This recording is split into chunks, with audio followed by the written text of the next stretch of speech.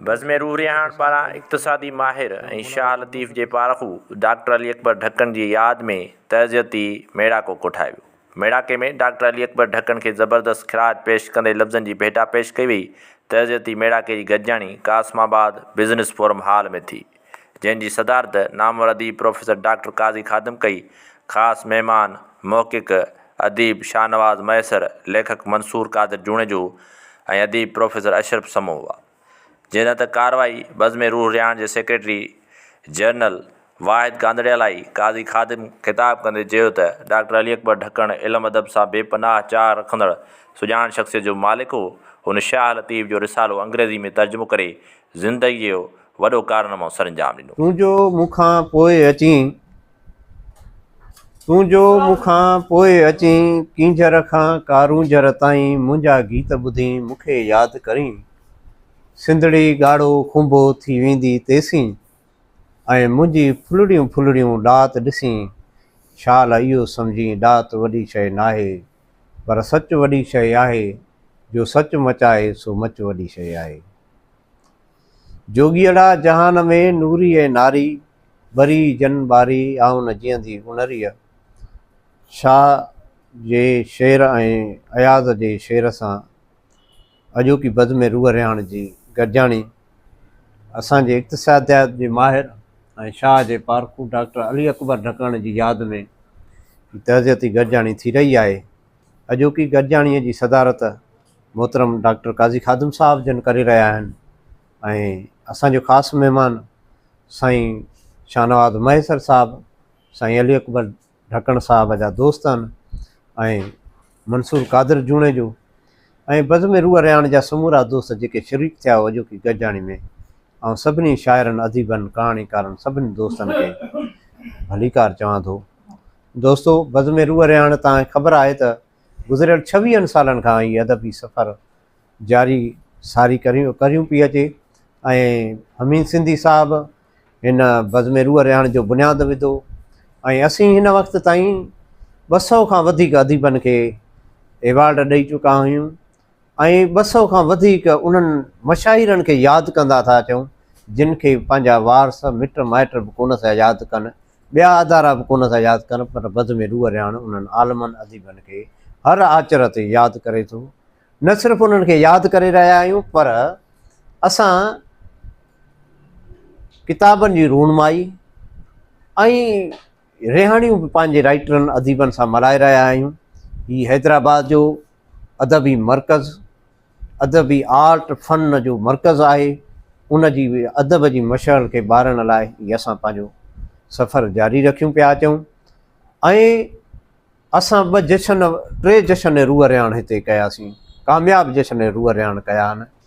हिकिड़ो असां हिते बिज़नेस फोरम हिन ई हाल में कयोसीं, हिकिड़ो काज़ी खादिम साहब जी महिरबानीअ सां असां ॾियलदास क्लब में ऐं हिकिड़ो सिंध यूनिवर्सिटीअ में असां जशन कयोसीं, जंहिंमें 250 माण्हुनि 350 माण्हुनि शरीक थी। सॼो ॾींहुं असांजो जशन रहियो त असां मिसाली कमु कयो ऐं इन पंहिंजे ख़ाली हथनि ऐं पंहिंजे ग़रीब ऐं फ़क़ीर पोरियत दोस्त जेके राइटर आहिनि उन्हनि जे सहारे सां असां वटि न को टेडी अदीब आहे, न निमाइश आहे, न फरमाइश आहे। सिर्फ़ु जेके अचनि था हिकिड़ा ग़रीब ऐं राइटर अचनि था, अदीब अचनि था, पर असांजो फ़र्ज़ु थो थिए त असांजा जेके ॿिए अदारा आहिनि उहे छा था कनि, उन्हनि खां पुछूं, उन्हनि खां हाल वाल वठूं, बाबा तव्हां छा था कयो, तव्हां ऑफ़िसुनि में वेहो था। पुराणे ज़माने में इहो हूंदो हो, अॻे ज़माने में त जेके बि ऑफ़िसुनि में ड्यूटियूं हूंदियूं हुयूं जिन माण्हुनि जूं, उहे ड्यूटियूं त हूंदियूं हुयूं, पर एक्स्ट्रा ऑर्डनरी हू अदीबनि सां कचहरियूं कंदा, वेहंदा, महफ़िलूं कंदा, अदीबनि जे प्रोग्रामनि में अचु वञु कंदा हुआ। उहे मामला हाणे नज़र ई नथा अचनि। हाणे ईअं महसूसु अचे उन्हनि अदबी जे उहिदेदारनि ऐं पटेवालनि में को फ़र्क़ु कोन्हे को। पटेवालो बि ड्यूटी करे घर हलियो थो वञे, हे बि ड्यूटी करे घर हलिया था वञनि। सिंधी लैंग्वेज अथॉरिटीअ जो ताज जो सेक्रेटरी हूंदो, घटि में घटि हुन में इहा थूम हूंदी त को अदीब राइटर बीमार हूंदो त उनजी गुलदस्तो खणी वञी मिलंदो हुन सां, भाकुर पाए उनजो हाल वाल वठी फेसबुक ते या दोस्तनि खे ॿुधंदो। इहा त ताजो में हुई न। ॿिया दोस्त अचनि था, का ख़बर ई न आहे छा था कनि, कंहिंजे लाइ था अचनि, काॾऊं थी अचनि था, उहिदेदार थी विया, ऑफिसर थी विया, ठीकु आहे। तव्हां कल्ह ग़रीब अॼु सुठी ॻाल्हि ऑफिसर थी आहियो, पर तव्हांजा कम त नज़र अचनि, ॻाल्हियूं त नज़र अचनि तव्हांजो। सो बहरहाल असां मूंखे ॾाढे ॾुख ऐं तकलीफ़ वारे अंदाज़ में मोहम्मद अली पठान साहिबु मैसेज कयो ऐं ॿुधायईं त मां हिन तकलीफ़ में आहियां। मूं ते अदीब ठठोलियूं था कनि, न रुॻो अदीब ठठोलियूं था कनि पर सकाफ़त खाते वारा बि उन्हनि जे पोस्टूं था रखाइनि। मूं कल्ह हिकिड़ी पोस्ट रखी ऐं सची ॿुधायां 150 खां वधीक माण्हुनि हुनजी लाइक कयो। मूंखे मोहम्मद ख़ान अबड़े साहिबु फ़ोन कई, मूंखे चवंदा हीउ किथे आहे मरीज़, कहिड़े हैदराबाद इस्पताल में आहे या कराची इस्पताल में या कहिड़े हंधि आहे? मां साईं कराची इस्पताल में, मां तव्हांखे नंबर ॾियां थो, तव्हां पाण हुन सां राब्तो कयो। त हुनखे शाबस आहे मोहम्मद ख़ान अबड़े खे त हू गुलदस्तो खणी उनजी माना घर वियो आहे। ऐं इहो मोहम्मद ख़ान अबड़ो ग़ुलाम मुस्तफ़ा सोलंकीअ जी रुॻो पोस्ट रखियनि त बीमार आहे, ₹1 रुपया ताजो खे ॾिनई त तव्हां वञी ॾियोसि पर मुंहिंजो नालो न खणिजो। त अहिड़ा माण्हू बि कमु कनि था, उहे ॾिसो पाण चवंदा मुंहिंजो नालो न खणो। त असांजा ॿिया जेके उहिदेदार वेठा आहिनि, बाबा तव्हां वेठा हुजो, अलाह तव्हांखे इज़तूं ॾिए, 1000 दफ़ा इज़तूं ॾिए, पर यार ख़ुदा ख़ुदा कयो, ईअं न कयो। हिते बि अदारा आहिनि ऐं हिते बि असां माण्हू आहियूं, हिते रिहाणूं अदीबनि सां राइटरनि सां, कॾहिं अचो प्रोग्रामनि में, अदबी महफ़िलुनि में त अचो, सॼी दुनिया खे ॿुधाईंदव त असां राइटरनि सां गॾु वेहंदा त असां राइटर आहियूं, ऐं ऑफिसनि में वञी ॿुधाईंदा त असां ऑफिसर आहियूं, डंडो खणी वेठा आहिनि। तो अहिड़े नमूने सां तव्हां वटि डंडो आहे त असां वटि अहिड़ी लठ आहे जेका तव्हांखे रस्तो बद कोन ईंदी। उहो राइटरनि जे कलम खां बचो, महिरबानी कयो ऐं अदब दोस्त थियणु घुरिजे असां सभिनी दोस्तनि में, असांजो फ़र्ज़ु आहे। सो बहरहाल आउं वरी अचां डॉक्टर अली अकबर ढक्कण साहिब लाइ हिकिड़ी ॻाल्हि इहा कंदुसि त डॉक्टर अली अकबर ढक्कण साहिबु सिंध दोस्त हिकिड़ो ब्यूरोक्रेट हुयो। सिंध दोस्त माना सिंध दोस्त हुयो। कराचीअ जहिड़े शहर में रही जंहिं दौर में असांजा माण्हू लिकंदा हुआ, छपंदा हुआ, कहिड़े टोपियूं पाए बगलनि में घुमंदा हुआ, हीअ उन दौर में सिंधी माण्हुनि जा बांह ॿेड़ी थी बीठा। माण्हुनि खे नौकरियूं ॾिननि, न रुॻो नौकरियूं ॾिननि पर माण्हुनि खे रहाइशूं ॾिननि, बाबा हीअ रहाइश हिते रहो, तव्हां हिन जाइ ते रहो। अहिड़ियूं ख़िदमतूं कयूं, अहिड़ो कमु कयो हुननि। वरी तव्हां ठीकु आहे हुन जे ड्यूटियुनि खां बग़ैर हुन इल्मी अदबी कमु, शाह जो रिसालो अंग्रेज़ीअ में ट्रांसलेट कयो। अंग्रेज़ीअ में ट्रांसलेट करण वारो शाह जो रिसालो पोइ दौर खां पोइ त को हुयो ई कोन, जेको अॻ में हुयो त उहो ख़तमु थी वियो, हाणे त केरु हुयो पोइ, हाणे हिन जो माना हथो हथ विकिरो थी वियो शाह जो रिसालो। ऐं हिनखे एवार्ड ॾिनो, शाह लतीफ़ एवार्ड हिनखे ॾिनो जॾहिं बिलावल भुट्टो ज़रदारी आयो ब्रिटिश शाह ते। त मक़सदु आहे त ऐं असांखे ख़बर आहे त अहिड़नि माण्हुनि खे जिन खे केर बि यादि न थो करे, पर असांजो फ़र्ज़ु आहे त असां यादि कयूं था। ऐं असां गुज़िरियल आचर ते आया हुआसीं त हिन खे तालो कड़ो ॾिनल हुयो, पोइ काज़ी साहिब जी महिरबानी जो चई त हलो भला मुंहिंजे घर हलूं था, उते गॾिजाणी कईसीं। असां उते बि 8-10 दोस्त हुयासीं, गॾिजाणी कईसीं, चांहि वग़ैरह, काज़ी साहिब प्यारी बिस्किट, हुनजी महिरबानी आहे।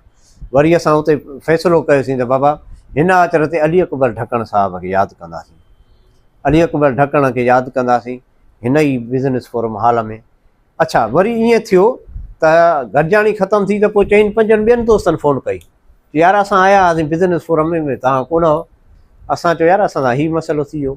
पोइ वरी शाहनवाज़ मैसर साहिबु चयो त हीअ गॾिजाणी भला मूं वटि रखो, ईंदड़ गॾिजाणी शाहनवाज़ मैसर साहिब वटि रखी थी त सही। पोइ वरी मां साईं खां माज़रत कईसीं, मां साईं हाणे हिकिड़ी माज़रत, हाणे महिरबानी करे गॾिजाणी हिते कयूं बिज़नेस फोरम हाल में, हिते उड़िया सुड़िया दोस्त अचनि था, सभिनी खे ख़बर आहे त हर आचर ते हीउ दर खुलियल आहे, इन जे करे असां हिन आचर ते गॾिजाणी हिते ई रखीसीं साईं अली अकबर ढक्कण जी यादि में।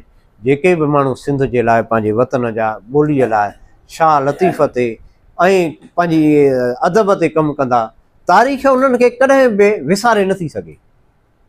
हाणे असां या कंहिं सोचियो हुयो त अली अकबर ढक्कण जो कासिमाबाद हैदराबाद में हुन जो को तर्ज़ियती गॾिजाणी थींदी, कंहिं बि न सोचियो। हुनजा मिट माइट मूंखे ख़बर आहे, हिकिड़ो पुटु त इस्लामाबाद रहंदो, उहो पाण अकेलो हिते रहंदो, हिन जी सॼी फैमिली इस्लामाबाद रहंदी, पाण रुॻो अकेलो माण्हू रहंदो हुयो, हिते कराचीअ में रहंदो हुयो। हुनजी सुठी लाइब्रेरी, हिकिड़े दफ़े हुनखे किताब घुर्बा आया, मूंखे मैसेज कयईं, उहो चई कराची अचणु थिए त तव्हां हलिया अचिजो। पोइ मां ऐं रज़ाक सां हुनजे घर वियासीं, हुन ॾाढो आदर भाव कयो, एॾियूं कुर्बतूं, एॾो प्यारु ॾिनो हुन मूंखां। 2-4 किताब ॿिया बि चई, उहे बि खयूं अचु। तक़रीबन मां 3-4 हज़ार जा किताब खणी वियोसि, हुन मूंखां किताब ख़रीद कया, चांहि पीआरियईं, पाणी, एॾी वरी लाइब्रेरी ॾेखारियईं, एॾी ज़बरदस्तु हुनजे घर जे मथां लाइब्रेरी, हिन हाल खां वॾी उहा लाइब्रेरी, शानदार लाइब्रेरी, घटि में घटि 10, 15, 20 हज़ार किताब हुन वटि हुया। सो उन लाइ फ़िक्रमंद हुयो त मां उन्हनि 10, 20 हज़ार किताबनि खे काॾे कयां, कहिड़े हंधि कयां, मां इन लाइ परेशान आहियां। त असांजे लाइ इहे वॾा मसइला आहिनि त असांजा अदारा आहिनि, सकावत खातो आहे, या सिंधी लैंग्वेज अथॉरिटी जी लाइब्रेरी आहे, या दाऊद पोटा लाइब्रेरी आहे, या सिंधालाजी वारनि जी लाइब्रेरी आहे, त उते जेकॾहिं अहिड़ा किताब उहे मुंतक़िल कया वञनि त हिकिड़ो महफ़ूज़ थींदो, समूरो रिकॉर्ड काफ़ी दोस्त उन्हनि खे पढ़ी सघनि था। सो आउं अली अकबर ढक्कण साहब खे सलाम पेश कयां थो।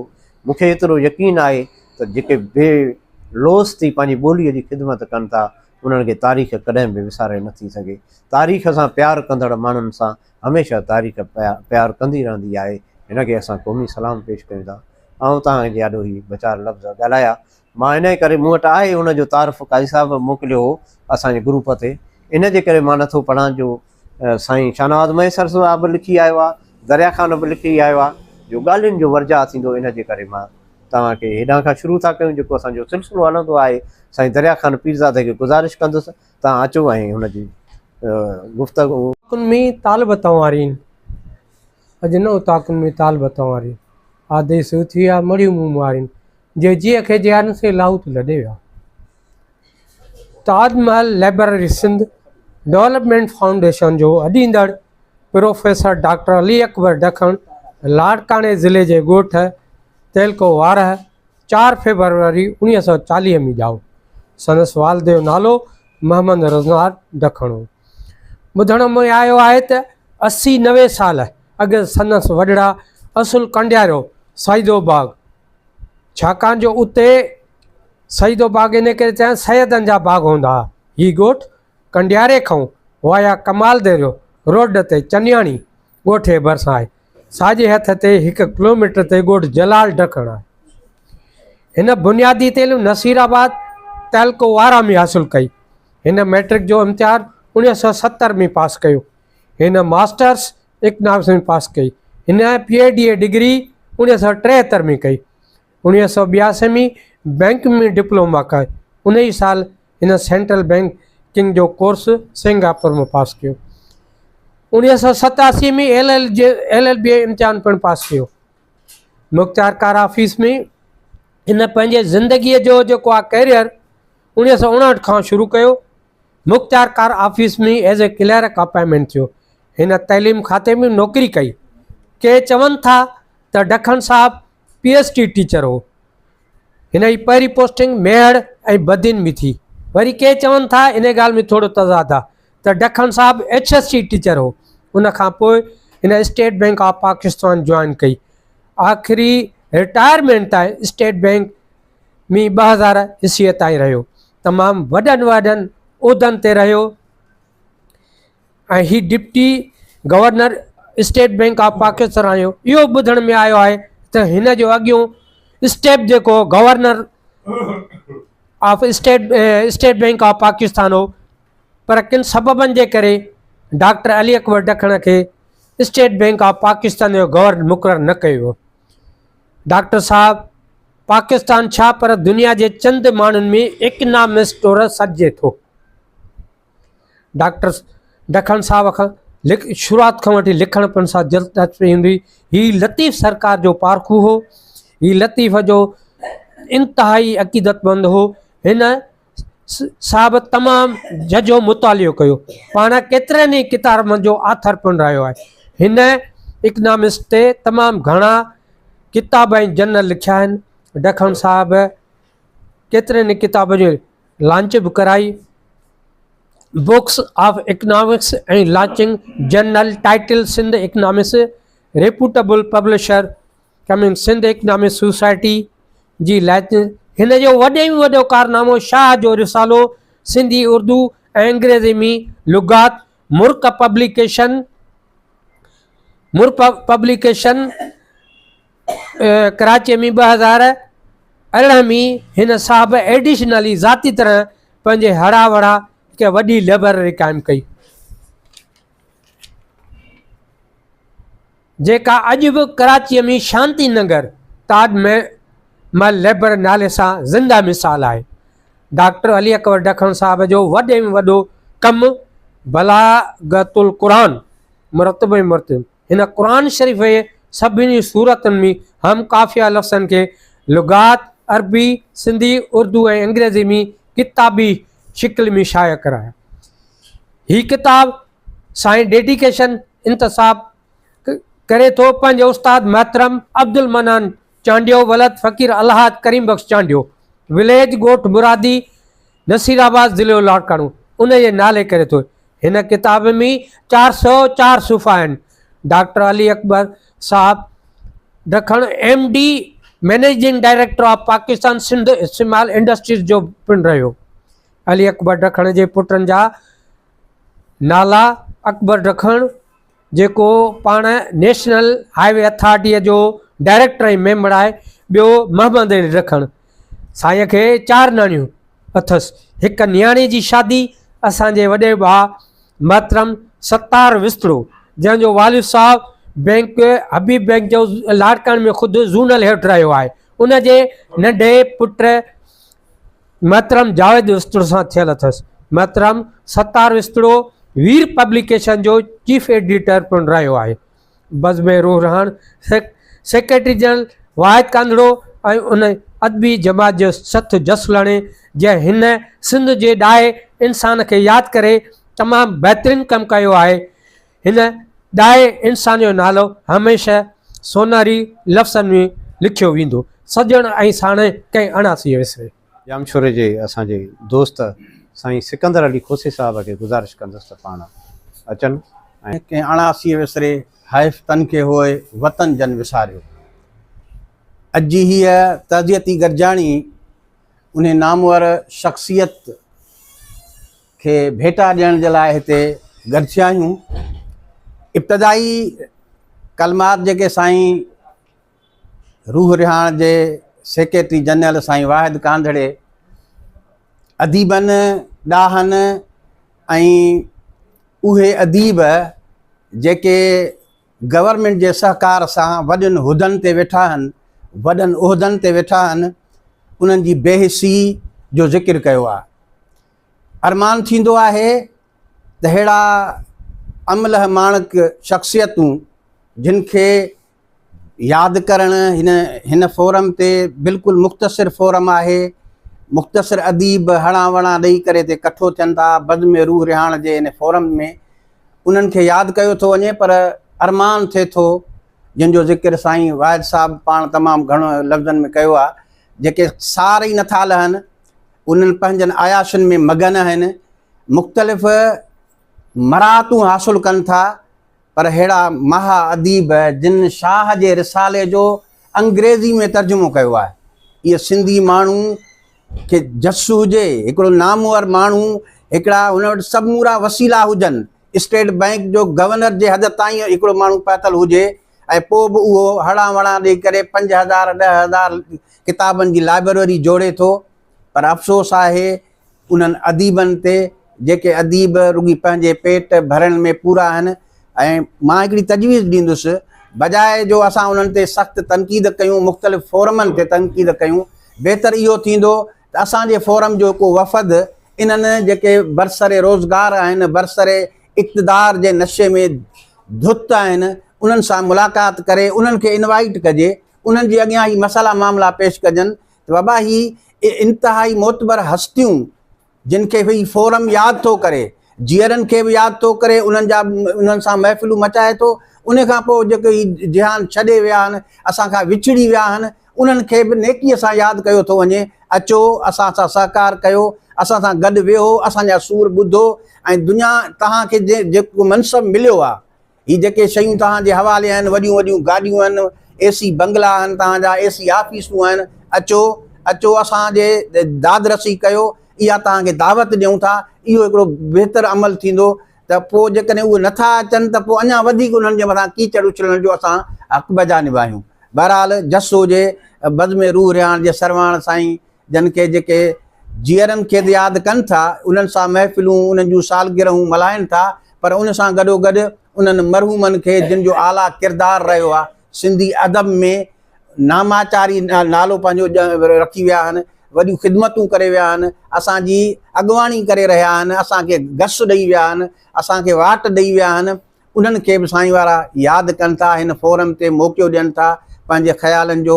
वॾियूं महिरबानियूं। ही साथ सलामत रहंदो। बद में रूह रिहाण ज़िंदाबाद। महिरबानी। मोहतरम सलीम चन्ना खे गुज़ारिश कंदुसि त अचनि ऐं पंहिंजा वीचार वञनि। बारे में तमामु घणो ॻाल्हायो वियो आहे, जहिड़ो करुण जो सॼो प्रोफाइल हिते पेश कयो वियो आहे। अञा ॿिया बि दोस्त वेठा आहिनि, उहे पेश कंदा। बज़्म रूह रिहाण जी जीअं रिवायत रही आहे त पंहिंजूं लिखणियूं बि पढ़ी सघजनि थियूं। सो मां 2 सुफ़ा हिकिड़ा डायरी जा पुराणी यादि मां खणी आयो आहियां, जे इजाज़त हुजे त पढ़ां।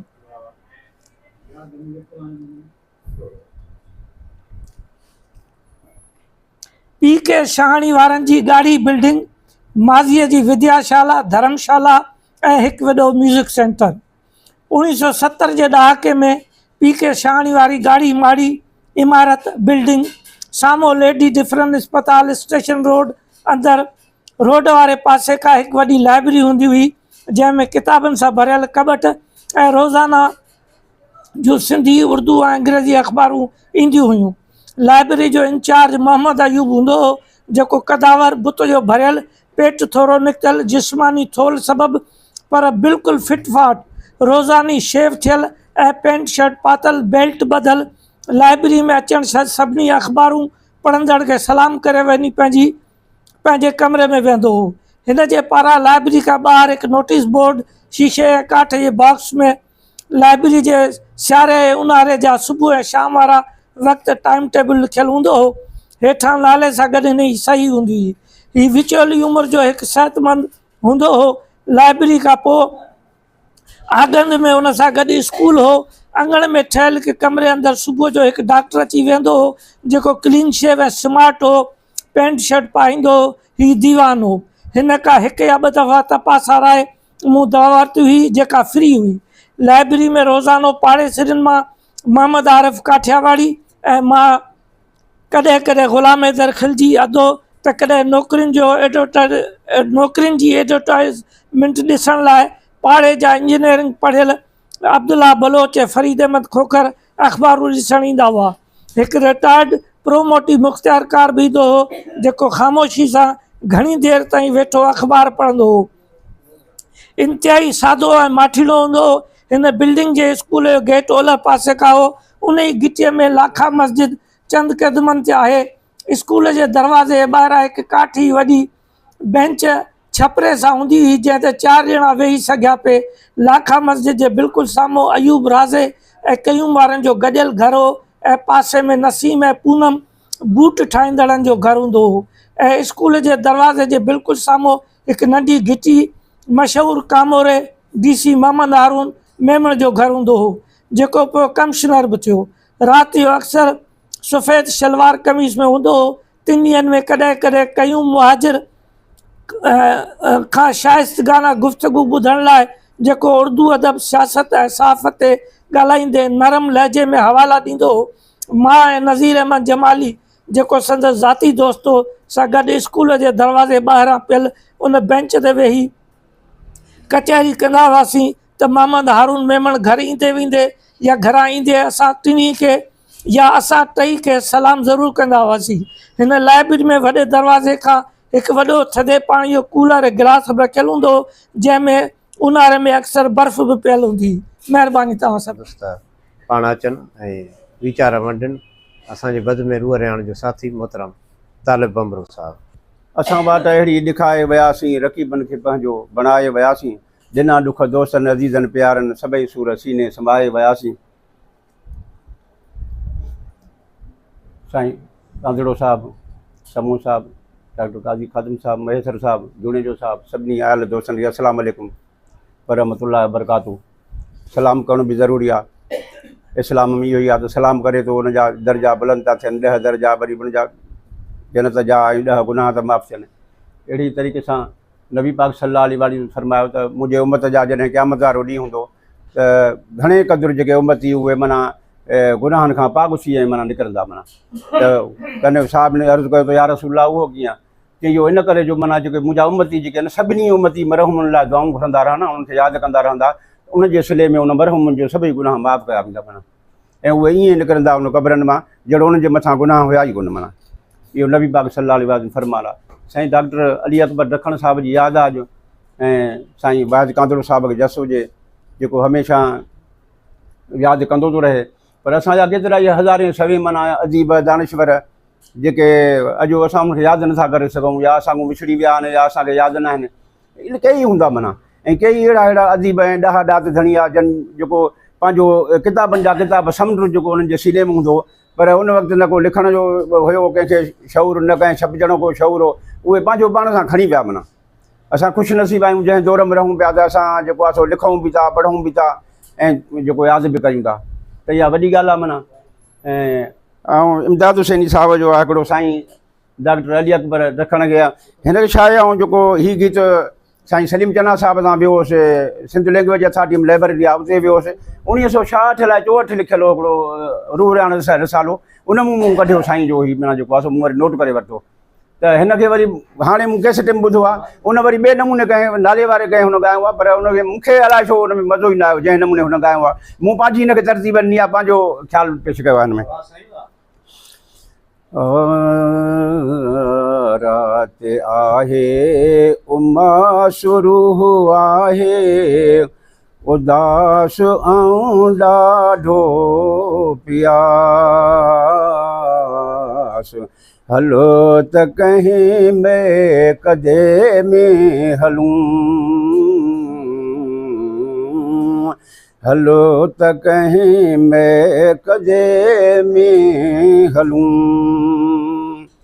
कियां टिड़ंदा कमला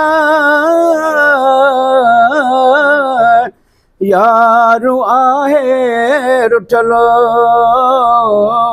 के रुगाए गज़लो, कियां टिड़ंदा कमला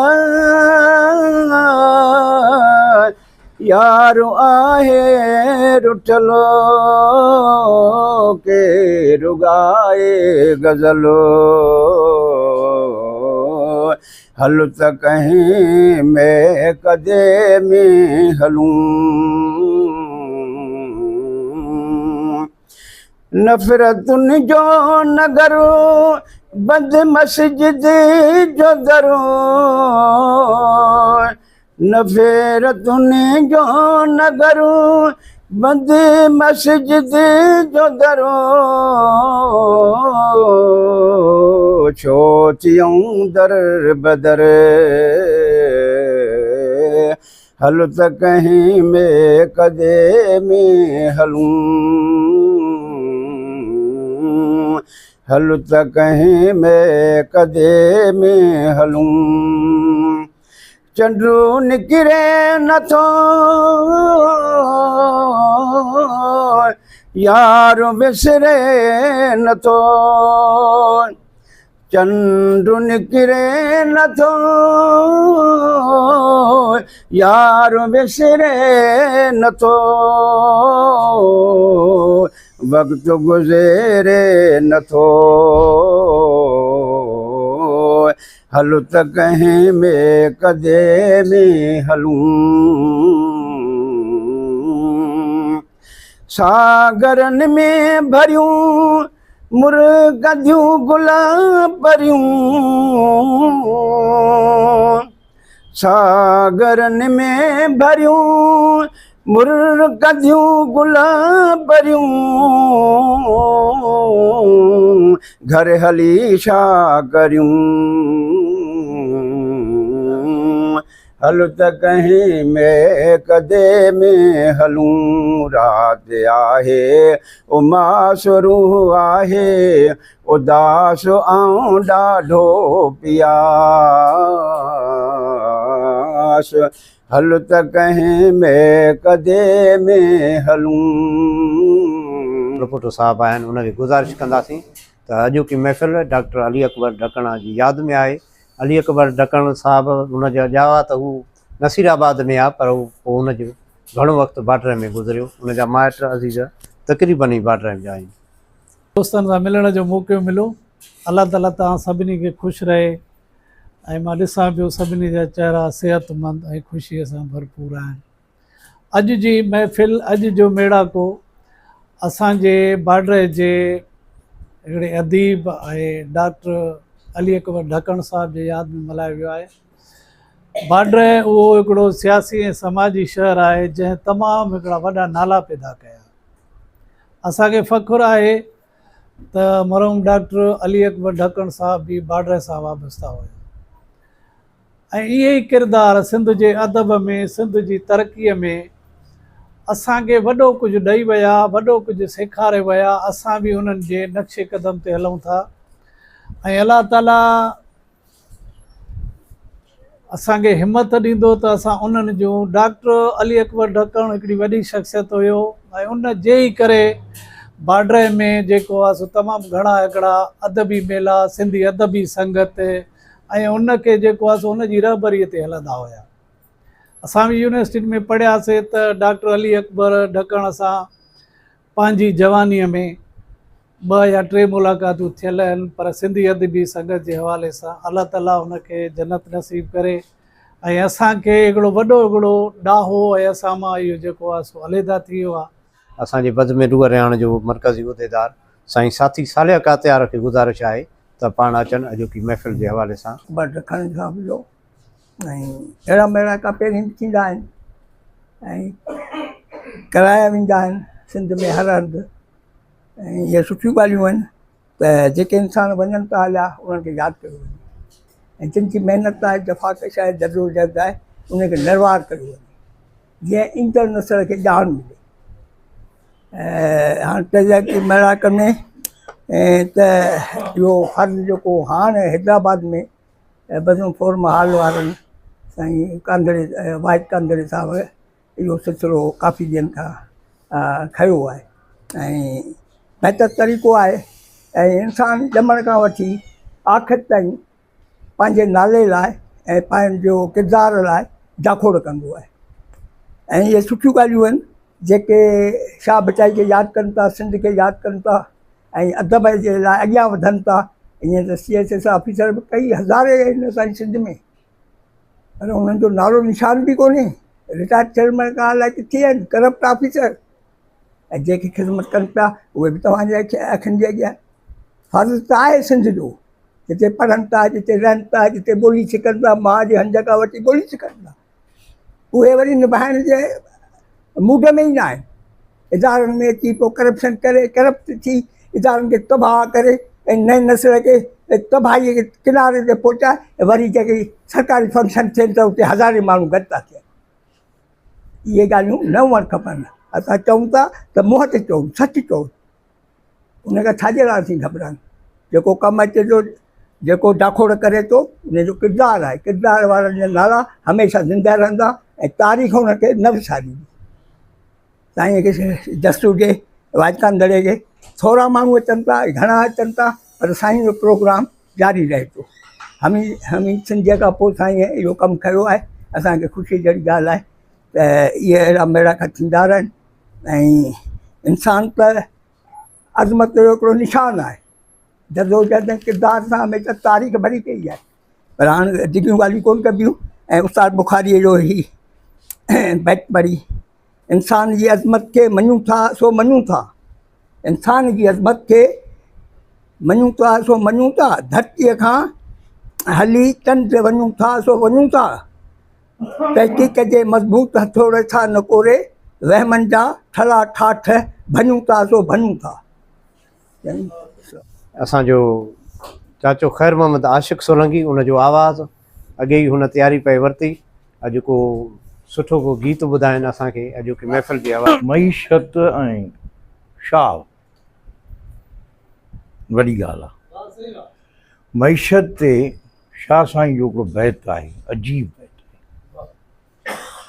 ॾुखीअ ॾमर नाहे, ॾुखीअ ॾमर नाहे, बुखीअ खिल न हुजे। ॾुखीअ ॾमर नाहे, बुखीअ खिल न उॼे। उघाड़ीअ विहांव वियो वेचारीअ विसरी। मईशत जी जेकॾहिं इन क़िस्म जी हालत थी वञे त माण्हूअ सां छा थो गुज़रे।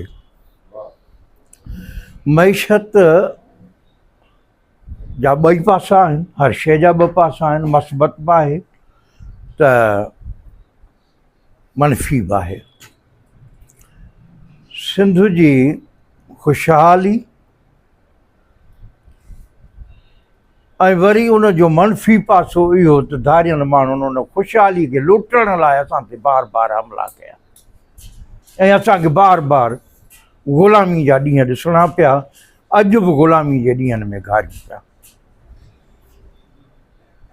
मईशत जी एॾी अहमियत वॾी आहे जो इन उनवान ते कॉलेज यूनिवर्सिटियुनि में सब्जेक्ट रखिया विया ऐं रियासतूं हलनि ई इन मईशत जी बुनियाद ते थियूं। वरी जॾहिं रियासत ग़लति थी करे मईशत ते त पोइ वरी सियासी पार्टियूं, इनक़लाबी पार्टियूं जनम ई मईशत जे करे थियूं वठनि। मईशत जो सबबु न हुजे त इनक़लाबी पार्टियूं, सियासी पार्टियूं जनम ई न वठनि। मईशत इहो अहिड़ो उनवान आहे जंहिं ते ॿ भाउर विढ़ी था पवनि। घर खां जहिड़ो शुरू थो थिए ऐं अॼु ईरान ऐं अमेरिका विढ़िया पिया आहिनि मईशत ते। दुनिया जहान जो जहिड़ो घर खां शुरू थिए थो आलम ताईं वञे थो, इहो मईशत ते आहे। ऐं सुजाॻ क़ौमुनि जी, सुजाण क़ौमूं जेके हूंदियूं आहिनि उहे पंहिंजी मईशत जो बचाव कंदियूं आहिनि त सलामत रहंदियूं आहिनि, ज़िंदह रहंदियूं आहिनि। सिंधी क़ौम खे इहो सलाम आहे। हर धारे, हर लुटेरे, हर फोरूअ सां विढ़ंदी रही विढ़ंदी रही विढ़ंदी रही आहे, अॼु बि विढ़े पई। हा, 300 साल बि ग़ुलामीअ में गुज़री विया, लुटेरा लुटींदा रहिया, पर माठ करे न वेठा, उन्हनि सां कंहिं न कंहिं तरीक़े सां विढ़ंदा रहिया ऐं नेठि उन्हनि खे भॼणो पियो। अॼु उहे न आहिनि जिन दुनिया ते कब्ज़ा कया, उहे अरब, उहे अंग्रेज़, उहे मुख़्तलिफ़ क़ौमूं, उहो सिकंदर आज़म, अलेक्जेंडर। सिंधी ज़िंदह आहियूं। अॼु सिंधी ज़िंदह आहियूं त असां पंहिंजे वतन क़ौम जे लाइ विढ़ंदा रहिया आहियूं, अॼु बि वेड़ में आहियूं। ऐं यकीननि अहिड़ा सॼण जेके मईशत बाबति गवर्नर स्टेट बैंक ताईं पहुता, न थियण जो सबबु इहो हुयो त सिंधी हुयो। ॿियो को हुजे थी वञे हा, पर सिंधी वीचारे खे इहो मौक़ो किथे था ॾियनि। पर हिननि जो क़दुरु असां जहिड़नि खे करणु घुरिजे, कंहिंखे सुञाण माण्हुनि खे, आम माण्हू खे ख़बर ई कान्हे। इहो सुठो कयो आहे वाहिद त इन क़िस्म जे माण्हुनि खे ॻोल्हे आणे थो, उन्हनि जो तारुफ़ कराए थो ऐं असां सभिनी खे इलाही वाक़फ़ियत ॾियारे थो त हीउ बि सिंध जो सॼण हो। पाण तारुफ़ में ॿुधाई त सिंध परस्त हो। ऐं मूंखे जेका फरमाइश थी आहे गीत जी, माशाअल्लाह हिकिड़ो गीत ई ॿुधायूं था तव्हांखे। सिंधाननि खे टोड़े छॾिबो, तूफ़ाननि खे मोड़े छॾिबो,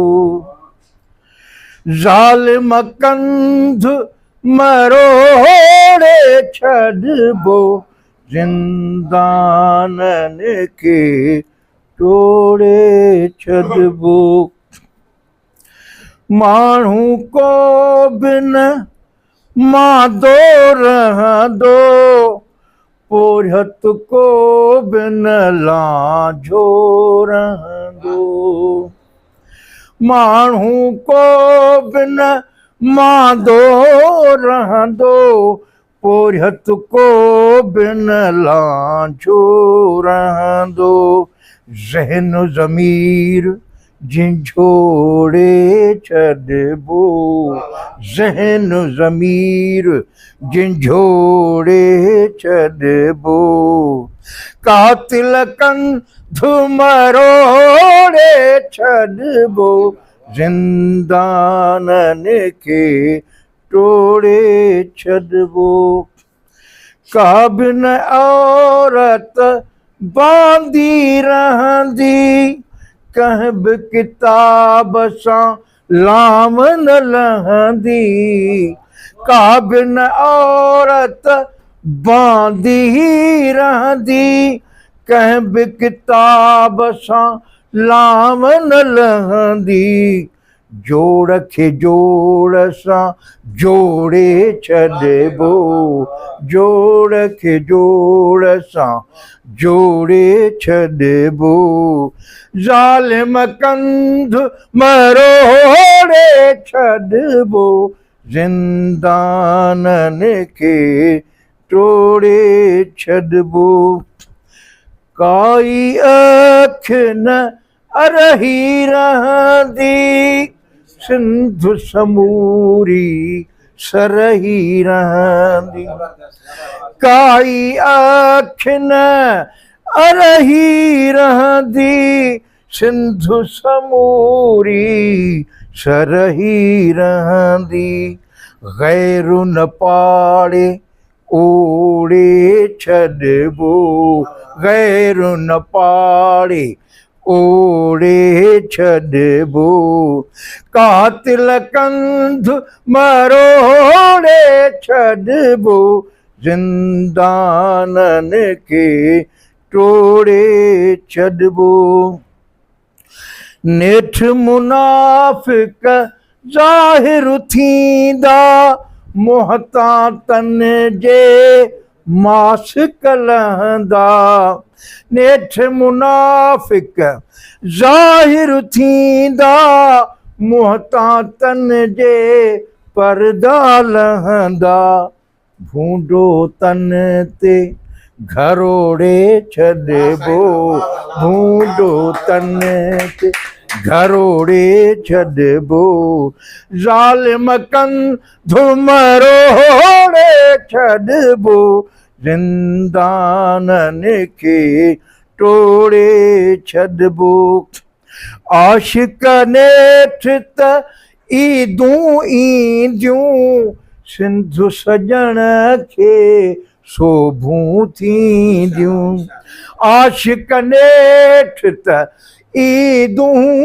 ईंदियूं सिंध सजण खे शोभूं थींदियूं सिंध जो झंडो खोड़े छॾबो सिंध जो झंडो खोड़े छॾबो कातिल कंध मरोड़े छॾबो ज़िंदाननि खे टोड़े छॾबो नज़्म जे साथी ऐं शाह जे पारखू मोहतरम जुमन अंसारी साहब खे गुज़ारिश कंदुसि त पाण अचनि मुलान चयो हिन शाइर जो कलाम न ॿुधो छो जो हू नामहरम औरतुनि जी साराह थो करे मूं चयो हू जहिड़ो बि आहे मूं चयो हू जहिड़ो बि आहे तो वांगुरु ख़ुदा जे दीन में तफ़रको त कोन थो विझे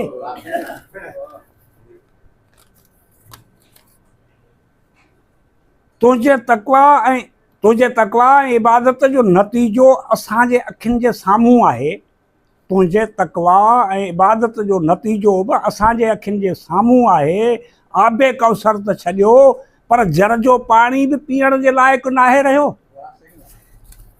ए चरिया जन्नत जे हूर जी तमन्ना छॾ ए चरिया जन्नत जे हूर जी तमन्ना छॾ मिटी जी पुतली खे गनीमत ॼाण छो त हूअ हूअं बि जिन्ननि ऐं इंसाननि खे हथु लाइण कोन ॾे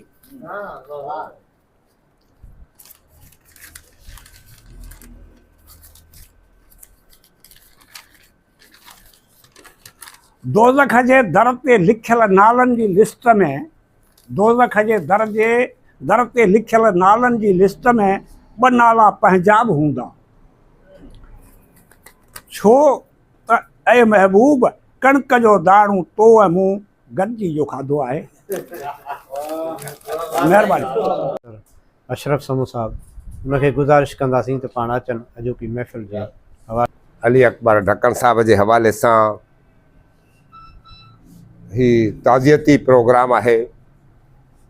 इल्मी अदबी मुहबती माण्हुनि जो तादाद हर दौर में घटि रहियो आहे। इन ते का अफ़सोस करण जी ॻाल्हि नाहे। चवंदा आहिनि त दौलतमंद जो लख ऐं अहले हिकमत जो कख बराबरि हूंदा आहिनि। ही लखनि खां मथे शख़्सियतूं आहिनि। ही लखनि खां मथे शख़्सियतूं आहिनि जिन जे दिलि में इल्म अदब जी सुञाण आहे। ऐं इहो अहद कॾहिं ख़ाली न रहंदो। अवां जेको लिखियो आहे, जेको पढ़ियो आहे, जेके अवां जे घरनि में कलम जा किताब जेके अलहमदुलिल्लाह आहिनि शख़्सियतनि लिखिया आहिनि, ये 1000 साल हलंदा आहिनि। कलमी मख़तूतात माना कलमी हथ लिखियल अखर, उन सां मुंहिंजो थोरो तालुक़ु जजो रहियो आहे, जो उन में मूं कमु बि कयो आहे ऐं अॼु ॾींहं ताईं कंदो आहियां। कलमी मख़तूतात ते 500 साला 600 साला कलमी मख़तूता वरी जेके वठनि ऐं विकिणनि था उनखां जॾहिं पुछंदो आहियां क़ीमतूं त लखनि में ॿुधाइनि था। हैरत थी थिए। इराक़ जे मशहूरु आलिम अल्लामा इब्न नदीम जो किताब, डॉक्टर साहब खे ख़बर हूंदी, किताबुल फ़हरिस्त, इहो राजस्थान मां मिलियो हो जॾहिं त हू इराक़ जो हो ऐं पोइ छपियो। मुंहिंजो चवण जो मुताबिक़ चवण जो मतिलबु इहो त इहे अवां जा जिन बि कलमी पोरिया कया इहे मौजूदु बाक़ी रहंदा ऐं वॾो हिकिड़ो तवील अरसो इन्हनि मां दुनिया फैज़ पिराईंदी, करे पर मां मायूस न थिजे। जेसि ताईं डॉक्टर साहब अली अकबर जो तालुक़ु आहे, इन में को शक न आहे त हू मुल्क जे तमामु वॾे उहिदे ते पहुता ऐं वॾा अहले इल्म शख़्सियत हुआ। अवां साईं हुनजो तारुफ़ बहितरीन अंदाज़ में करायो जेको हुनजो अमल हो। कुझु शयूं रहिजी वियूं से वरी मूं चयो आउं ज़िमननि उन्हनि जो तज़किरो करे वठां। कराची में जिते डॉक्टर साहब जो घरु आहे उन खां शायदि 8 या 10 घरनि खां पोइ मुंहिंजो घरु आहे। पोइ उते ॾिसंदा हुआसीं साईं हिकिड़ो अजीब इल्मी अदबी माण्हू त हो, पर मिज़ाजनि हिकिड़ो ख़ुददार ऐं हिकिड़ो सोशल थोरो घटि रहिया, पर इल्म अदब सां तमामु घणो वाॻियल हुआ। जॾहिं ख़बर पवंदी हुयमि त हीउ इल्मी माण्हू आहे त हुनखे ज़ोरीअ वठियो जो विहारींदा हुआ ऐं हुनजो तमामु घणो आदर भाउ कंदा ऐं पंहिंजे लाइब्रेरीअ जी, बल्कि हिकिड़ो रज़ा मशहूरी अञा ताईं उते ई आहे, शांति नगर में रहंदो आहे, उन सां तमामु घणी मोहबत हुई। हमेशह उन सां उन लाइब्रेरीअ जो तज़किरो कंदा हुआ त हिनजो छा थींदो। हिकिड़ी सदन अजीब ख़ूबी हुई जेका केतिरनि सालनि खां हुई। सदन घर खां पोइ वरी 15-20 घर छॾे 2 मस्जिदूं आहिनि। जेका घर खे वेझी मस्जिद हुई उन में नमाज़ पढ़ंदा हुआ ऐं उन मस्जिद में साईं जी जेका अजीब ख़ूबी, ईद जे ॾींहुं पूरी जमात खे उते ऐलान कंदा था, अचो मुंहिंजे घर ते कुझु ख़ुदि नोश जी महफ़िल आहे। सॼी जमात मस्जिद जी हलंदी हुई। संदसि बंगले ते मिठाइयूं, खाधा, छोला, पूरियूं हमेशह आदत हुई। बल्कि हिन रमज़ान जे ईद ते बि सॼी जमात शांतीअ जी संदसि बंगले ते वेही, खाइण पीअण थिया, ॻाल्हियूं कचहरियूं ऐं ॿिए ॾींहुं पाण हिन दुनिया मां हलिया विया। इहा हिकिड़ी अजीब कैफ़ियत रही, इंतिहाई सख़ी। ऐं जेसि ताईं पाण इन्हनि वॾनि उहिदनि ते रहिया, हमेशह सिंधी माण्हुनि खे वॾी नुमाइंदगी, वॾी नौकरियूं ॾिनो। 2-3 उहिदा हुन। पोइ जॾहिं स्टेट बैंक जा डिप्टी गवर्नर थिया, खेनि प्रोमोट बि न कयो वियो, त हुकूमत जो कमु हो। साईं बाक़ाइदो ते केस कयो, मुक़दमो कयो ऐं उन में एज़ ए गवर्नर ऑर्डर बि थियो, पर संदन एज जेका 60 साल पूरी थी चुकी हुई। त पाण हिकिड़ा जफ़ाकश, हिकिड़ा बहादुर, हिकिड़ा मिलनसार अहले इल्म ऐं गॾोगॾु सिंध परस्त ऐं सख़ी तबह इंसान हुआ। असां त हिन वक़्तु में उन जे लाइ दुआऊं करे सघूं था। जसो जे साईं ख़ादिम साहब खे, जो हिन इल्मी साईं मैसर साहब खे पंहिंजी हिन एज में हिकिड़ी इल्मी महफ़िलनि जी सदारत करता। इन खां वॾो माण्हू ॿियो केरु थियो? छा गाॾियूं, वॾा बंगला, गेट, गनमैन, इन्हनि सां को उहे त हू फारसीअ जो शेर आहे फिरदौसीअ जो, कुदा रफ़्त बहराम व गोरश कुदा हस्त। बहराम जेको वॾो बादशाह हो ईरान जो, अॼु उनजे क़बर जी बि ख़बर न आहे। दारा जी मिले थी पर बहराम जी क़बर बि नथी मिले। कुदा रफ़्त बहराम व गोरश कुदा हस्त, छो तो शिकार कंदो। वरी थो चए बसहरा बवर्दी के गोरश कुदा हस्त। झंगनि में वञो छो जो हुनजो ताल्लुक़ शिकार सां हो। बसहरा बवर्दी के गोरश कुदा हस्त। अरे झंगनि में वञी पुछंदो त झंगनि सां ताल्लुक़ हो, पर झंग बि हुनजे क़बर जो पतो नथा ॾियनि। इल्मु बाक़ी रहे थो, उहो क़ाइम ऐं दाइम रहे थो। हीअ शख़्सियतूं उन्हनि जूं सदारत कनि थियूं, उनजी सरपरस्ती कनि थियूं। ऐं सम्झां थो त हीअ सभ खां वॾा माण्हू ऐं ॿियो सभ खां वॾा माण्हू मुंहिंजा मुख़ातबीन जेके वीचारा अचो वेहनि था त इहे इल्मी अदबी ॻाल्हियूं ॿुधो। हिते ॿियो बि अर्ज़ु कंदो हलां, मौक़ो मिली वियो। साईं असीं बि त पोड़ा माण्हू आहियूं न। साईं चन्ना साहिब सां को राब्तो न करे सघनि, तवील अरसो बीमारीअ जो कटई, पर बीमार माण्हू या वरी उमिरि जे इन हद ते साम्हूं ॾिठो मां अब्दुल्ला ख़ुशि खुरम, तमामु घणी ख़ुशी थी। शाद ऐं आबाद रहो। महिरबानी। उनजे खे गुज़ारिश कंदुसि, असांजा साथी आहिनि ऐं सुठा राइटर आहिनि, असांजे सिंधी अदब जो उत्साह आहिनि। मोहतरम मंसूर कादर जुनेजो साहब। अॼु असां जंहिं माण्हूअ खे यादि था कयूं, हफ़्तो 10 ॾींहं मस थिया जो हू असां खां विछड़ियो आहे,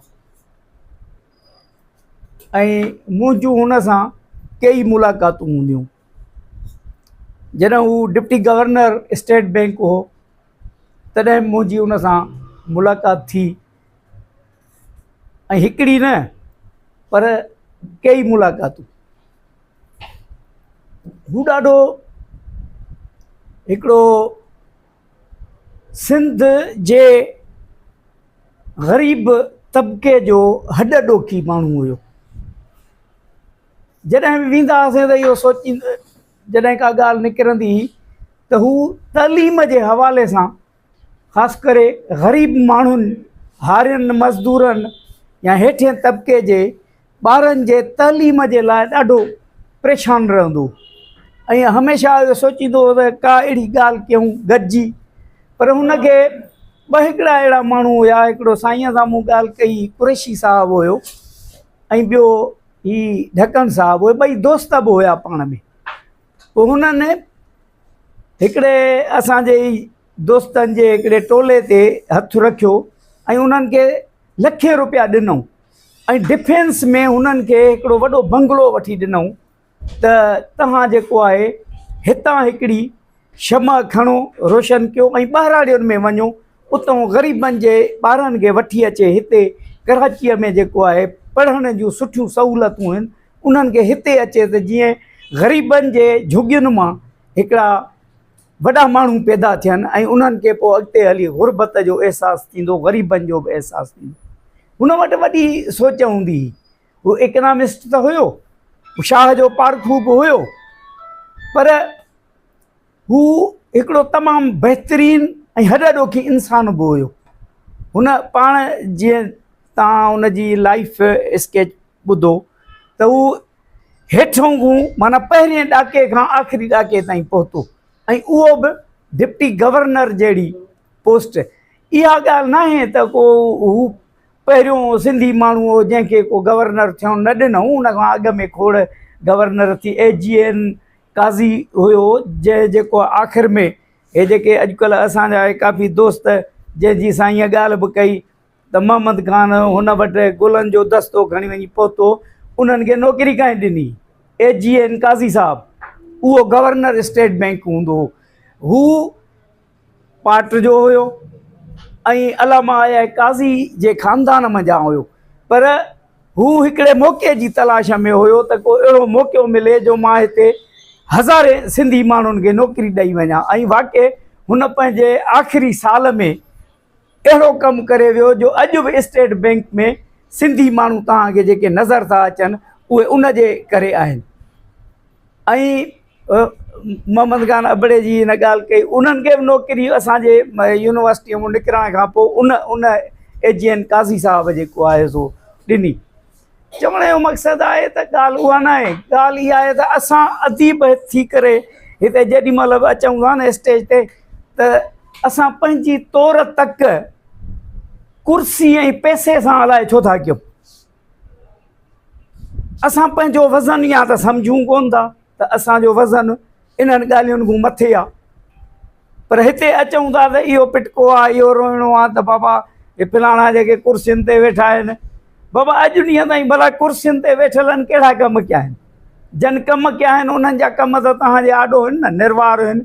जेके डॉक्टर नबी बख्श बलोच जहिड़ो माण्हू कमु करे वियो, डॉक्टर अलाना जहिड़ो माण्हू कमु करे वियो, साईं काज़ी खादिम साहब जहिड़ा माण्हू असांजा उस्ताद रहिया, उन्हनि बि जेको कमु कयो ऐं कमु छॾियो आहे, त हिकिड़नि माण्हुनि खे पैसे सां इश्क़ हो त उन्हनि ऐं ॿिए खे कंहिंखे कुर्सीअ सां इश्क़ हो, हुननि पंहिंजो इश्क़ निभायो ऐं अहिड़नि माण्हुनि पंहिंजो इश्क़ निभायो। त इहा असां तौर तक छॾे ॾियूं त को असां को जेको ठीकु आहे। मां हिकिड़ो क्लार्क जो मिसाल पुटु आहियां, अॼु मुंहिंजी जेका सुञाण आहे जंहिंजे करे आहे इल्म जे करे आहे न, पैसे जे करे त न आहे, पावर जे करे त कोन्हे। त इहे माण्हू असां जेके बि आहियूं जेॾी महिल ॻाल्हाईंदा आहियूं, सो ढक्कण साहब वटि हिकिड़ो वॾियूं आइडिया हुयूं, पर हुनखे सुठी हिकिड़ी टीम ॼण जीअं चइजे न मिली, जो हुन उहो कमु जेको सोचियो हो उहो न करे सघियो।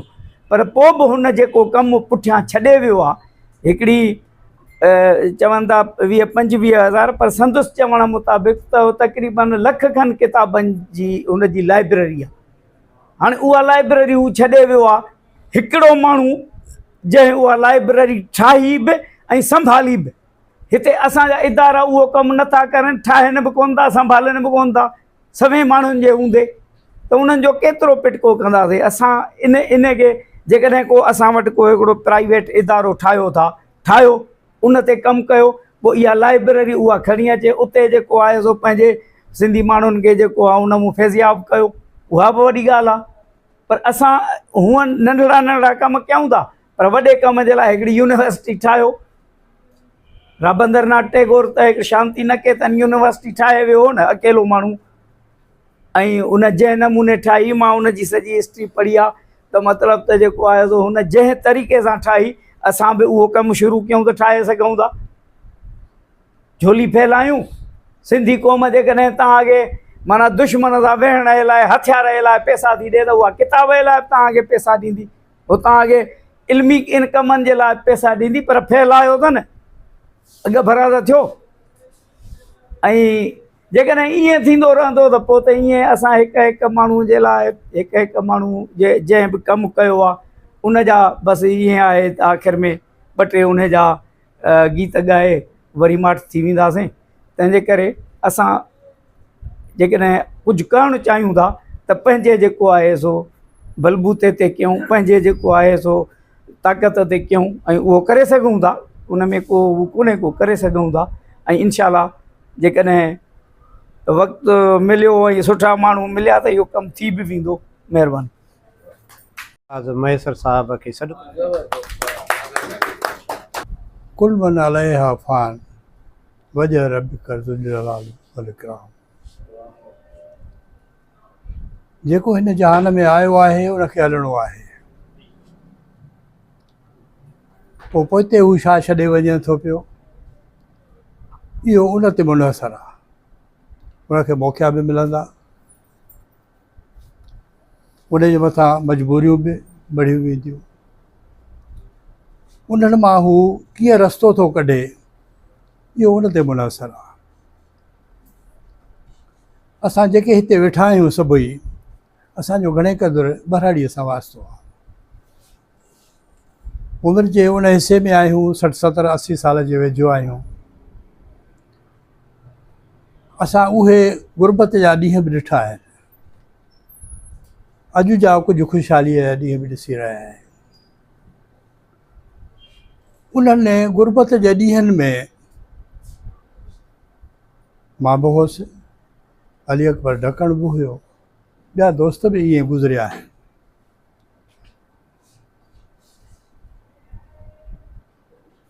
जेको चयो वेंदो आहे त हीउ सेल्फ मेड माण्हू आहे, उनजो मां मिसाल अली अकबर ढक्कण जो ॾींदो आहियां। त हू 2-3 कोह पंधु करे मूं वांगुरु स्कूल वेंदो हुयो, वापसी ईंदो हुयो, पोइ उन खां पोइ घर जो कमु बि कंदो हुयो, पढ़ंदो बि हुयो। उन हालति में हुन मैट्रिक पास कई, क्लर्की जॉइन कई, उन खां पोइ मास्टर थियो, हुन तालीम जारी रखी, ग्रेजुएशन कई, मास्टर्स कई, आख़िर PhD कई। मुंहिंजी हुन सां वाक़फ़ियत 1968-69 में उन्हनि ॾींहंनि में मां एग्रीकल्चर डिपार्टमेंट में क्लर्क हुउसि।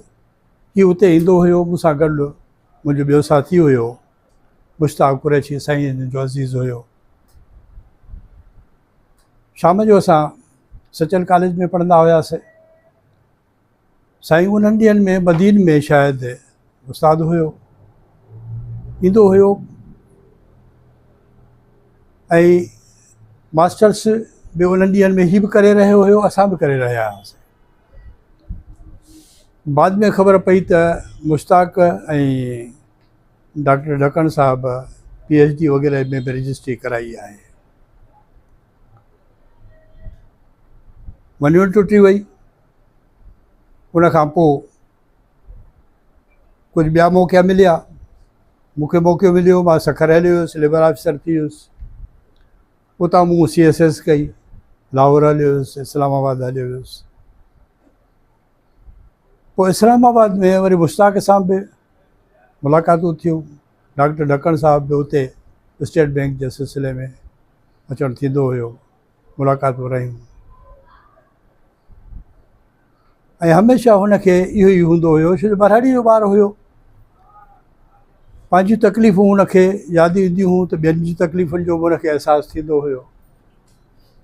हू चाहींदो हुयो त हर कंहिंखे जेको ज़रूरतमंद आहे उन्हनि जी मदद कई वञे। हुन स्टेट बैंक में बि काफ़ी दोस्तनि खे ऐं ज़रूरतमंदनि खे नौकरी ॾिनी। पोइ हू सिमिडा, जंहिंखे सिमाल मीडियम एंटरप्राइज़िस जेको आहे सो अदारो हुयो, उहो नओं अदारो उन वक़्तु खुलियो हुयो, जंहिंजो ही मैनेजिंग डायरेक्टर हुयो। नए अदारे खुलण जे सबबि उन में काफ़ी कुझु नयूं जॉब्स हुयूं ऐं हुन माशाअल्लाह दोस्तनि खे ऐं हर कंहिंखे जेके ज़रूरतमंद हुया ऐं उन लाइक़ु हुया, उन्हनि खे हुन नौकरी ॾिनियूं। उन्हनि ॾींहंनि में इहो ज़ियालक जो दौरु हुयो। मोहम्मद ख़ान जुणे प्राइम मिनिस्टर हुयो। हिकिड़ो ॾींहुं हीउ उते जॾहिं सिमिडा में हुयो त मूंखे चई त यार पघार साहिब खां टाइम वठिणो आहे। मूं चयो टाइम वठूं था पिया, थोरी मुंहिंजी ॼाण सुञाण हुई उते। उन ॾींहंनि में उते पीर साहिबु आयल हुयो, उन्हनि खां टाइम वरितोसीं, मुलाक़ात थी। हुन मोहम्मद ख़ान जुणे खे फ़ोन बि कई त बाबा हिन खां हिन जी जेका बि मदद थी सघे हिन जी कई वञे। पोइ हीउ प्राइम मिनिस्टर सेक्रेटरीट में वियो, पर पोइ हिन जो कमु एज ए गवर्नर जे लाइ न थी सघियो। बहरहाल हू महिनती माण्हू हुयो, हुन पंहिंजी जदोजहद जारी रखी। हुन हर ज़रूरतमंद जी मदद कई, जेको अहल हुयो उन्हनि जी जेको आहे सो। ऐं ही सुठो पाड़ू हुयो, पढ़ंदो हुयो, किताब तमामु जिते बि कंहिं लाइब्रेरी में वेंदा हुआसीं त किताब उतां वठंदो हुयो, त कंहिं बुक शॉप तां बि हमेशह को न को किताब जेको आहे सो हुनजे हथ में हूंदो हुयो। हिन काफ़ी किताब आख़िर में कुझु हिन में मज़हबी किताब बि हुन लिखिया। हिकु ॿिनि किताबनि ते मूं बि हुनजो जेको आहे सो प्रीफेस वग़ैरह लिखिया। पर हाणे जेको ताज़ो हिन गुज़िरियल साल शाह साहिब ते अंग्रेज़ीअ में जेको आहे शाह जे रिसाले जी जेको आहे सो तशरीह लिखी, उहा कमाल जी आहे। उन ते खेसि खे गोल्ड मेडल मिलियो। असां हुनजे लाइ दुआऊं आहियूं त अलाह हुनखे जन्नत फिरदौस में जॻह ॾे ऐं असांखे जेको आहे महिरबानी जे हवाले सां पंहिंजा वीचार वंडियो मोहतरम काज़ी खादिम साहब। साईं शाहनवाज़ साहिब जीअं ॿियनि जी वास्तव ॾेखारियूं, मुंहिंजो हिन सां वास्तो इन लिहाज़ खां आहे त हीउ मुश्ताक जो दोस्त हो ऐं मुंहिंजे नंढे भाउ जो। मुंहिंजी हिन सां का वाक़फ़ियत कान हुई। का वाक़फ़ियत कान्हे, मुलाक़ात कान हुई। पोइ कॾहिं कॾहिं मुंहिंजो भाउ शिकायत कंदो हो त तूं कराची में आहीं फंक्शन में, तोसां को दोस्त मुंहिंजो मिले पर तूं हुनजी लिफ्ट कान कराई। केरु हो? मोहम्मद। आऊं ढकण सम्झंदो हुउसि। ढकण मूंखे हाणे ख़बर पई आहे, साल खनि थियो आहे जॾहिं वेझा थियासीं, किथे मुलाक़ात थी, असांजे कंहिं शादी में आयो, उन मां ई तस्वीर वरितल आहे। त ढकण साहिबु जेको आहे सो मिलंदो हो अची, पर ॿुधाईंदो कोन त केरु आहियां। जंहिं महिल असीं स्टेज तां लहूं था, दोस्त अची हथु मिलाइनि था या वेझा अचनि था, त असांखे इहा ख़बर त कान्हे त इहो केरु आहे। तंहिं करे उहा पोइ जॾहिं मुलाक़ात थी त वरी उन मुलाक़ात में बि हुनखे मास्क पियल हो, कोरोना वारो। सोची वेठो, यको वेठा रहियासीं। पोइ उते मास्क हीअं लाहे मूंखे ॾेखारियईं। मूं चयो ईअं करियो न, हाणे हिकिड़ो सुञाणूं घटि मथां मास्क पियल किथां सुञाणो। त हुन सां उहा पोइ मुलाक़ात थी। सादो सिधो माण्हू, तमामु सिंपल, तमामु घटि ॻाल्हाईंदड़। ऐं जेका तव्हां चओ था लाइब्रेरी जो शौक़ीन हो, इहे ॿ टे दोस्त जेके हुआ, ऐं माशाअल्लाह मुंहिंजो नंढो भाउ हलाए थी ॾिस हुनजी, हुनजी एॾियूं वॾियूं लाइब्रेरियूं आहिनि। लाइब्रेरी छा, घर ठारायूं त हिकिड़ो कमिरो ठारायूं लाइब्रेरी जो।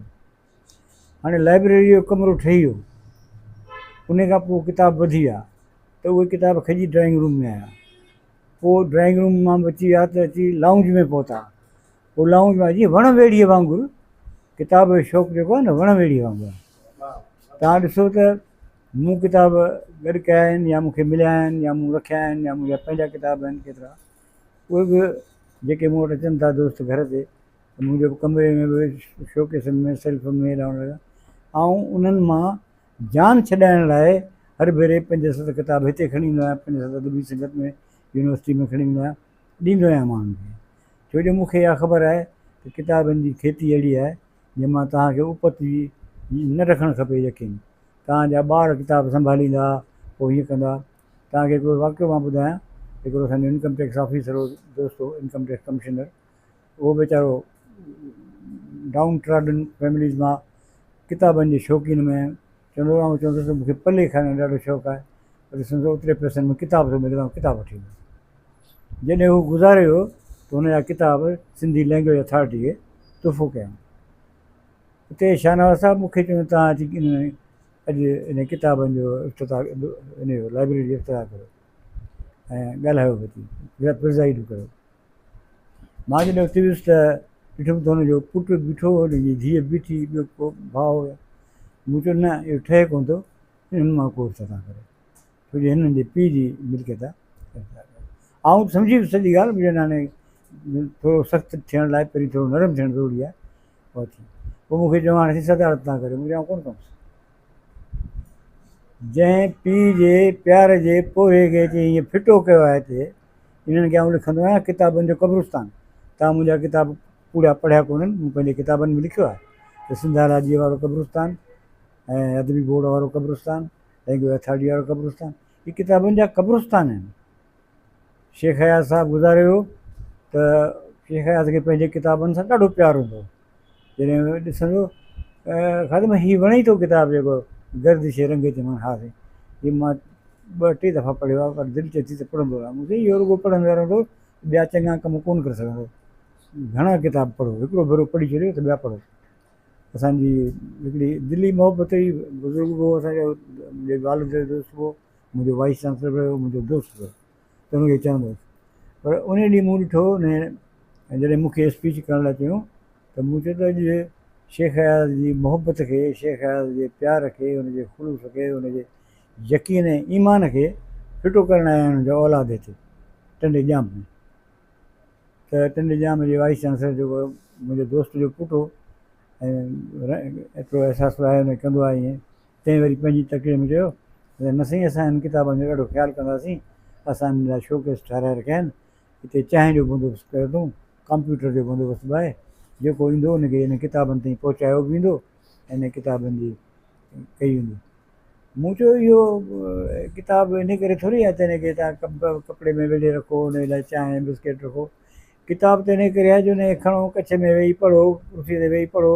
जेसि ताईं किताब खुलियल न आहे, जेसि ताईं हिनजो इहो पुठियों धाॻो उघलियल न आहे, माना इहो किताब कामयाबी न आहे, इहो नाकाम किताब आहे। जेको हीअं रखियो आहे, वरी खोलियो त 16 पेज कटियो पियो, वरी कैंची सां कटियो, माना कंहिं पढ़ियो ई कोन्हे।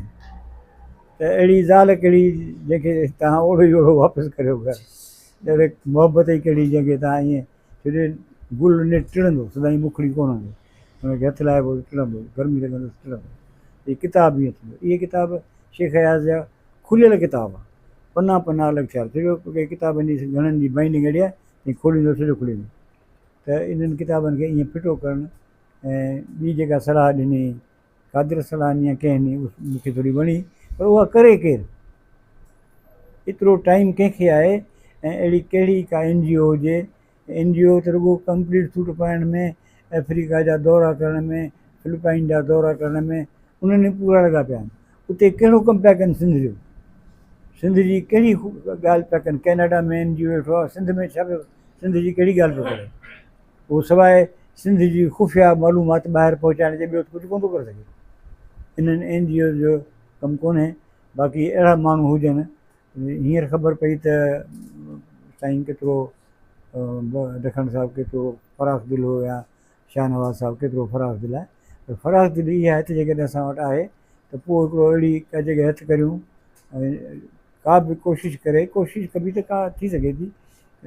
पैसो त मसइलो ई कोन्हे अॼुकल्ह, माण्हू स्कूल ठाहिराइनि था त 10-10 करोड़ 5-5 करोड़ 68 करोड़, करोड़नि जी त ॻाल्हि ई कान्हे। घर ई रखिया आहिनि 4-4 करोड़नि जा, 6-6 करोड़नि जा पैसा हथु करे। केरु विहंदो, केरु संभालींदो उन किताबनि खे? एक्सेशन कंहिंखे हूंदी? केरु उते अची पढ़ंदा? उन्हनि जी कहिड़ी माना इहो हिकिड़ो इंस्टीट्यूशनल कमु आहे, जहिड़ो तहिड़ो कमु न आहे। ऐं इंस्टीट्यूशन्स जेके आहिनि तिन में इहा ॻाल्हि ॿुधाए छॾियांव, इहा ॻाल्हि रिपोर्ट बि करे सघिजे थी। इहा ॻाल्हि किताब जो कंहिंखे बि शौक़ु कोन्हे। तव्हां इहो ॿुधी तव्हांखे हैरत थींदी, अलाए कान थींदी, त कॉलेजिस में ऐं यूनिवर्सिटीज़ में किताब वठण ते पाबंदी विधियल आहे, किताबनि ख़रीद करण ते पाबंदी विधियल आहे। लाइब्रेरीज़ जेके आहिनि कल्चर डिपार्टमेंट जो, उन्हनि ते पाबंदी विधियल आहे त वधीक किताब न वठंदा। त उन वक़्त में ॿियो आम माण्हू त कोन थो किताब जेको वठंदो। हाणे आऊं फाथो पिया त इहे एॾा किताब आऊं किथां कंदुसि? छो जो मूंखे इहा ख़बर आहे त जंहिं ॾींहुं इहे सभु किताब मूं ॾेई छॾिया त उन ॾींहुं आऊं न रहंदुसि। छो जो मूं ॾिठो आहे अहिड़नि दोस्तनि खे, असांजो दोस्त हो अली नवाज़ फुल फोटो, जंहिं पंहिंजा किताब कोई 5-7-8-10-15-20 लखनि जा किताब, छो जो सभु फॉरेनर्स आर्टिस्ट हो अली नवाज़ फुल फोटो, प्रोफेसर हो फाइन आर्ट्स डिपार्टमेंट। उन सभु किताब जेके आहिनि अची तोहफ़ो में पेश कया। उहा मूं वटि तस्वीरूं बि हिते पियूं आहिनि मोबाइल त हिन में त उहो वेठो हुआसीं वठूं पिया। मूं ते पंहिंजे स्पीच में चयो जो जब किश्ती डूबने लगती है तो बोझ उतारा करते हैं। तव्हां हीअ ग़लति पिया करियो, पंहिंजो ॾाहियो पिया। एॾां बि तव्हांजी ज़िंदगी आहे, जेसि ताईं ताईं जदोजहद करियो पिया, यार भाउ खे नौकिरी कान्हे, पुट खे नौकिरी कान्हे, धीअ जी शादी कान थी आहे, फलाणो पढ़ियो कोन्हे, जॾहिं सभु पूरो करियो था उन ॾींहुं तव्हांजो ॼण जदोजहद जो ख़ात्मो थी थो वञे। ऐं मूं ॾिठो हिन खां पोइ वधीक माण्हू नथो जीए, केतिरा माण्हू हुन खां पोइ नथा ॼण। अदा वीचारे खे ॾाढो अरमान हो, बंगलो ठाहिराईं, बंगलो तयारु थी वियो, पाण मरी वियो। त उहो जेको बंगलो ठहे पियो उनखे ठहणु ॾियो, कंप्लीट थियणु न ॾियो। उनखे तूं रहन वर्द शौक़ु आहे, मंज़िल न कर क़बूल, लैला बि हम नशी हो त महमिल न कर क़बूल, ऐं ॾोरिया ॾोरिया मल्हा शाल में मिला हो त तव्हां मिलियो हो त हाणे कम लही वेंदा। तंहिं करे ॾोरिया ॾोरिया मल्हा वारो जोश ऐं जज़्बो रखो। हाणे ॿी ॻाल्हि इहा त अॼु आशिक़ चाचा खे मुंहिंजी दिलि चई त ॾियांसि, चवां त हिनखे आशिक़ सिंध जो असां लक़ब ॾियूं, पर उन लाइ हिकिड़ो वाइदो कंदो त ॿीहर भूंडो लफ़्ज़ इस्तेमालु न कंदो पंहिंजे शाइरी में, छो जो शाइरीअ जो को तक़दुस आहे ऐं किथे बि कंहिं शइ जो तक़दुस में पामाल न कंदो। बाक़ी सभिनी दोस्तनि खे गुज़ारिश आहे त जॾहिं बज़्म रूह रहण में था अचूं, हीअ हमीद साहिब जी हिकिड़ी ॿ ॻाल्हियूं, हिकिड़ो त हुनखे पाण खे अकेलाई पई थी, हमीद महफ़िली माण्हू हो ऐं उहिदा बोहदा ख़तमु थी विया, हुन पंहिंजे घर ते इहे महफ़िल क़ाइमु कई। ऐं उन में ॾिसो त केतिरे दिलचस्पीअ सां हू पाण ॻाल्हाईंदो, ॿियनि जी ॻाल्हियूं ॿुधंदो, सभिनी खे इज़त ॾींदो, सभिनी खे विहारींदो, खाराईंदो पीआरींदो। त हिन जी बि उहा मोहबत ख़राबु न करियूं। ऐं जेको ही ॿाहिरि जेको जहिड़ा जेका हलनि था उन्हनि में जेकॾहिं को सही हिसो वठी सघूं त वठूं। खामखा त फलाणो ऐश पियो करे कार में, तव्हांखे कहिड़ी ख़बर त हुनखे वीचारे खे मौक़ा आहिनि, कार में चढ़े थो, तकलीफ़ ई थिएसि, पर नौकिरीअ ते पहुचणो आहे। इहे सभु कंहिं माण्हू सां पंहिंजा प्रॉब्लम आहिनि, सभु कंहिंजा पंहिंजा, ऐं असांखे पंहिंजे कम सां कमु रखणु खपे। हिते अचूं था, कचहरी करियूं था, पाण में मिलूं था, कम से कम हेतिरा चहिरा ॾिसूं था। इहो ज़िंदगीअ जे लाइ वॾो उत्साह आहे तव्हां माण्हुनि जे विच में। जेके केरु न हूंदो आहे, हींअर असां वटि ईद जे ॾींहं ते असांजो कम जो वारो छोकिरो आहे, जेको मुंहिंजो भाउ जो क्लास फेलो हुते पढ़ंदा हुआ, उहो ग़रीब पढ़ी कोन सघियो ऐं उहो कम वारो ई रहंदो आयो। हाणे उहो बि 68 रहंदो आहे, 70 रहंदो आहे, कम वारो आहे। मूंखे दरीअ मां उहो नज़र आयो त मूंखे ईअं लॻो आउं जी पियो आहियां। हुन सां मुंहिंजो को खूनी रिश्तो कोन्हे, मिट रिश्तो कोन्हे। पाण उहो ईंदो आहे त मूंखे 500-700 रुपया ॾंढ पवंदो आहे, छो जो हुनखे ज़रूरु ॾिबा आहिनि त हमेशह तव्हां बीमार आहियां हूंदो। पर मूंखे ख़ुशी थी त हिकिड़ो माण्हू ॾिठो। हिते असीं अचूं था, हिक ॿिए खे ॾिसूं था, ख़ुशि था थियूं। घर को महिमान ईंदो आहे, असांखे ख़ुशी थींदी आहे। असांखे हिकु महिमान आयो हाणे, ऐं मूं वटि महिमान ईंदा आहिनि त मुंहिंजे कमरे में जेकी पियो हूंदो आहे, पोइ हेतिरा खाॼा पिया हूंदा, 2 बिस्किट पिया हूंदा या कुझु, उहो रखंदो आहियां साम्हूं। हालांकि सभु शइ अची सघे थी, का वॾी ॻाल्हि कान्हे, उहो रखंदा आहियूं ऐं उहो खाईंदा आहिनि ऐं चवंदा आहिनि असांजो इन में ई पेट भरिजी वियो। मुंहिंजो ईमान भरिजण जी ॻाल्हि आहे, पेट त कॾहिं भरिजण जो आहे ई कोन, छो जो भरिबो त वरी ख़ाली थींदो। ईमान जॾहिं भरिजे माण्हू में, त असांखे पंहिंजे हिन दोस्तनि ते इहे अचनि था, उहे साईं अचे थो पंहिंजे हुन मां आयल ऐं गैस मां, मूंखे ख़बर आहे हिननि जी ज़िंदगी रहनि था ॻोठनि में। असीं विया आहियूं हिननि जे कैबिन्स में रही वेही, असांजा इलाही दोस्त आयल आहिनि गैस में हुआ रहिया, त इन्हनि खे अची वरी तव्हां वटि अचे थो, इहा वॾी ॻाल्हि आहे। त हीअ अचे त कम से कम हीअ मोटे त पंहिंजे दिलि में सुठो मैसेज खणी मोटे। यारहं हुते वियुसि, ॾाढो मज़ो आयो। आशिक़ जो शहर सुठो ऐं वाहिद जी तकलीफ़ सुठी ऐं अञा ताईं अफ़सोस जो दरिया ख़ान सही पढ़ी नथो सघे, उन लाइ कुझु नथो करे सघां। महिरबानी।